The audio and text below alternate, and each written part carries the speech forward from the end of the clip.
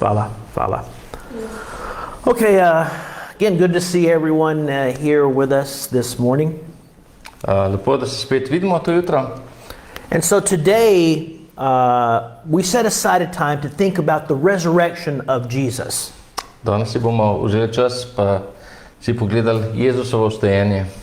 I know in different places around the world, people are probably celebrating with rabbits or eggs or traditional meals, ham, egg, ren and bread. Ja. Na različnih koncih sveta praznujemo to Jezusovo ponovno vstajenje na zelo različne načine, ponovadi z nekimi tradicionalnimi jedmi, kot so šunka, hren, jajca, skrivamo žajce, potica. Yeah. But it was at this time, about 2,000 years ago, Jesus rose from the dead on that Sunday morning just outside the city of Jerusalem. Ampak zgodba je, da je Jezus v tem času pred 2000 leti vstal zjutraj pred Jeruzalemom. Now, I know that we've been talking about the pictures and prophecies of Jesus in the Old Testament, and we're going to continue to do that in today's message. Kot veste, smo do zdaj gledali prispodobe in prerokbe Jezusa v Stari zavezi in tudi danes bomo nadaljevali s tem. But I think you're going to see how both of these things are going to come together so beautifully a little later on. In majčkeno kasneje boste videli, kako bosta oba predmeta pravzaprav prišla skupaj. So, how many are familiar with the story of Jonah? Koliko vas pozna zgodba Jona? Okay. The story of Jonah, in its day, it was not considered to be prophetical. That's to say, it wasn't understood to be a forward-looking picture of the Messiah. Torej, zgodbo o Jonu v starih časih niso videli kot preroško, se pravi, ni prerokovala prihod Mesije. But now, for us looking back, we can see that Jonah is a deliberate story to communicate something about Jesus, something extraordinary. Ampak zdaj, ko se obrnemo nazaj, pa vidimo, da ta zgodba o Jonu je pomembna, da nam hoče sporočiti nekaj zelo posebnega o Jezusu. Have you ever watched a movie or maybe read a really good book and something that was shown or spoken about early in the beginning that seemed to be totally irrelevant at that time, only later it was revealed to be something very important? Ste mogoče kdaj gledali kakšen film ali pa brali kakšno knjigo, pa se je v knjigi oziroma zgodbi nekaj zgodilo, kar se je zdelo popolnoma nepomembno, potem proti koncu te zgodbe pa se je izkazalo, da je ta majhna podrobnost bila zelo pomembna. And without this small thing that seemed irrelevant when we first read it, the entire story would not tie up together in the same way. In brez te male podrobnosti, ki se je najprej zdela nepomembna, se cela zgodba sploh ne bi odvila na enak način. So this is the story of Jonah, and if you want to be finding Jonah in your Bible, we'll be reading from Jonah here in a short time. Se pravi, to je taka tudi zgodba o Jonu in če vas zanima, v Bibliji bomo se zdajle v kratkem prebrali to zgodbo. In the Bible, Jonah is considered one of the minor prophets, only because it's a book just a few pages long, just 4 chapters long. V Bibliji je ta Jon ga ima za manj pomembnega preroka in tudi ta njegova knjiga je samo 4 poglavja dolga. So I'll give you some time to find it there. And I want to talk about, I'll essentially tell the story of the first chapter very quickly, and then we'll see how it relates to Jesus. But not only Jesus, but the story also of the resurrection. Se pravi, vzemite si čas, poiščite si zgodbo o Jonu v Bibliji, mi pa si bomo pogledali, kako se Jonova zgodba navezuje na Jezusa, pa ne samo na Jezusa, ampak tudi na celotno vstajenje. So if you're not familiar with Jonah, he is a prophet in the days of the kings of Israel. Torej, če Jona ne poznate, Jona je prerok v času izraelskih kraljev. And God comes to Jonah and he wants to send him with a word to go to this place called Nineveh. Bog je govoril z Jonom in mu je naročil, ne gre v mesto, ki se imenuje Ninive. Now, Nineveh was a cruel enemy of the Israelites, so I think we could understand this being quite a surprise for Jonah. Ninive so bile pa krut sovražniki Izraela in zato je bil Jona zelo presenečen. God said, "Go there.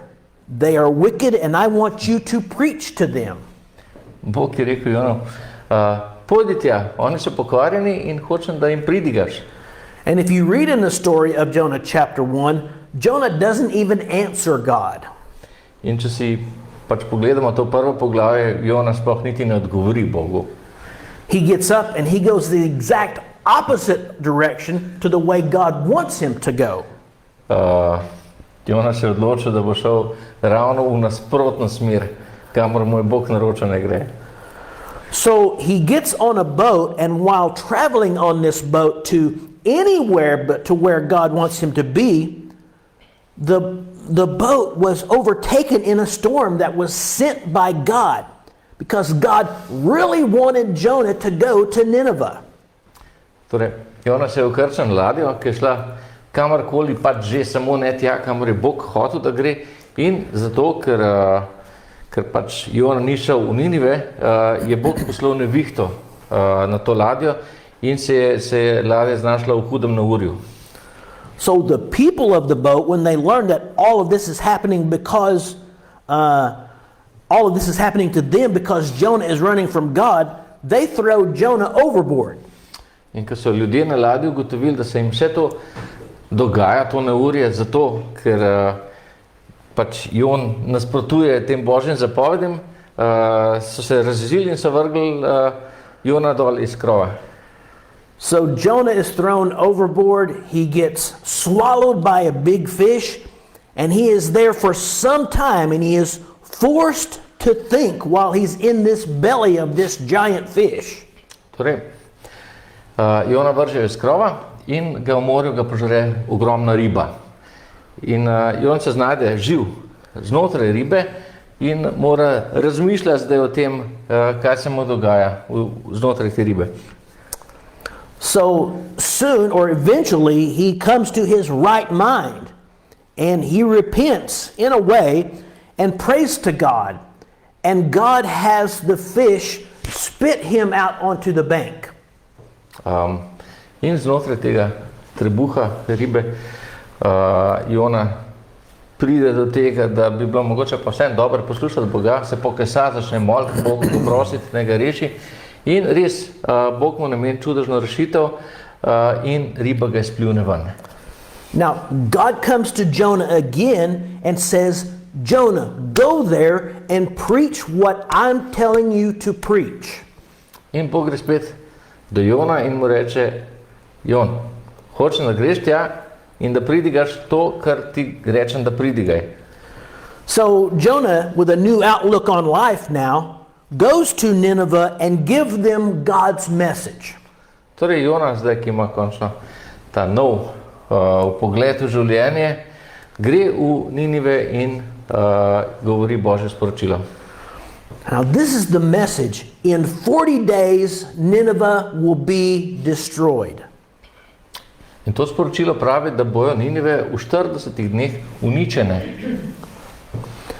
In some ways, I can see Jonah walking in and giving them the bad news, and then hoping that he will get to watch the destruction of the enemies of God.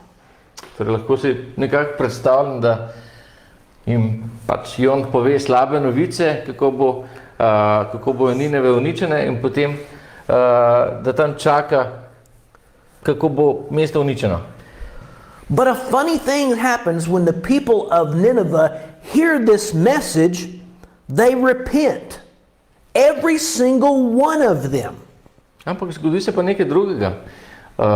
Ko ga ljudje v Niniveh slišajo, se pokasajo, čisto vsak od njih. Did God know this was going to happen? Of course he did. He knows everything. A Bog vedel, da se bo to zgodilo? Seveda je vedel, on ve vse. Even though they were not God's chosen people, Israel, God still loved them and wanted them to be his children too. And that is why he sent someone there to save them from the judgment for their sins. Čeprav v Niniveh niso bili Božje zbrano ljudstvo, je Bog ljubil tudi njih in jih je hotel rešiti, je hotel, da tudi oni postanejo Božji otroci. Now, with that statement, you can probably already see one similarity between Jonah and Jesus. In mogoče na tej točki vidimo že eno usporednico med Jonom in Jezusom. But I want to point out some very specific things about Jonah and how he compares to Jesus. Ampak rad bi pa izpostavil eno zelo določeno stvar o Jonu in kako se on primerja z Jezusom. So the first thing I want you to see is obedience. Prva stvar, ki želim, da jo vidimo, je poslušnost. At first, Jonah totally disobeyed God's call and tried to run away. Najprej je Jona čist ignoriral Boga in je hotel zbežati. But eventually we saw there that he repented and he submitted to God and went to Nineveh.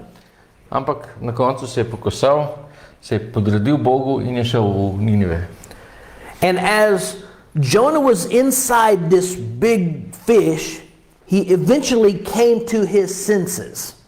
In ko je bil Jon znotraj te velike ribe, je končno prišel do pravih stvari. And he's going to pray a prayer. And that's what we see in Jonah chapter 2. So if you'd look with me in Jonah chapter 2, we can see Jonah's prayer. And if we like close our eyes and imagine, we can imagine someone else praying a prayer very similar to Jonah's prayer.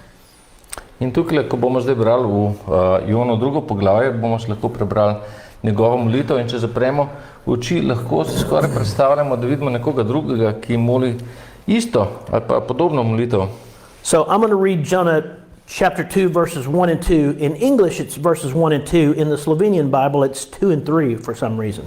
Anyway, Jonah chapter 2 verses 1 and 2 says, "Then Jonah prayed to the Lord his God out of the fish's belly and said, I cried by reason of my affliction unto the Lord, and he heard me out of the belly of Sheol, and he heard my cry." God heard my cry. Beremo v Jonu drugo poglavje. V enem je prvi in drugi vers, v nekaterih Biblijah je pa drugi in tretji vers. In piše: In molil je Jona Gospodu, svojemu Bogu, iz ribjega trebuha in rekel: Gospodu sem klical v stiski svoji in mi je odgovoril: Iz krila smrtnega kraja sem vpil in ti uslišal glas je moj.